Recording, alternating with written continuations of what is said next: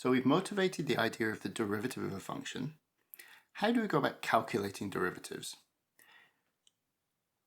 Let's try an example using the definition to begin with. So let's try to find the derivative of the function 1 over x. How do we do this from the definition? Using the definition we have 1 over x plus h minus 1 over x on the numerator, which is f of x plus h minus f of x, all divided by h. Let's multiply out these fractions. So combining the fractions on the numerator, I get x minus brackets x plus h all over x into x plus h with a 1 over h factor at the front from here. Tidying this up, and I notice that h cancels on the numerator and denominator. And now we can take the limit just by substituting in h equals 0. So this is a result you've probably already guessed. Now that's clearly a very long and arduous process to find the derivative. So instead what we do is derive general rules and then apply them recursively to different functions. Let's begin with the power rule. If I have x to a power, I can differentiate it using this rule. But where does this rule come from? It's relatively easy to prove actually. For n a positive integer, we can actually prove it quite easily. So from the definition of the derivative, we need to find the limit as z tends to x of z to the n minus x to the n all over z minus x. This is using the alternative definition of the derivative we covered earlier. How do we go about doing this? First thing we need to do is simplify the numerator, and to do that what we note is that z to the n minus x to the n must have a factor of z minus x in it, because when z equals x it's 0. So z to the n minus x to the n must equal z minus x times something, and that something is this. And this you can prove to yourself just by multiplying it out. There are n terms in this part in the bracket, and you'll note that when we multiply through by z, we have our z to the power n, and when we multiply through by the x, we have x to the n minus 1 here, leaving the term on the numerator. All the other terms cancel out. So inserting this into the limit then, once we cancel the z minus x at the front, we have, now because there are n of these, as z tends to x, this is just equal to x to the n minus 1 plus x to the n minus 1 plus x to the n minus 1. And these n terms all add up to give me nx to the n minus 1. The crucial thing to notice in this calculation is that there are n terms to add up.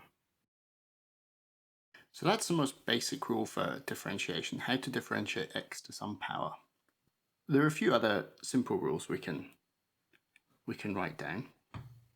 If I have to take the derivative of a constant times a function u of x, then that equals the constant times the derivative of the function. If I have a sum of terms, u of x plus v of x, then that's the sum of the derivatives. Of course, the product rule, d by dx, u of x times v of x is equal to. Now, the first two of these are very easy to prove. You can do so straight from the definition. The third one requires just a little bit more thought, and you can look up in the notes how to do that.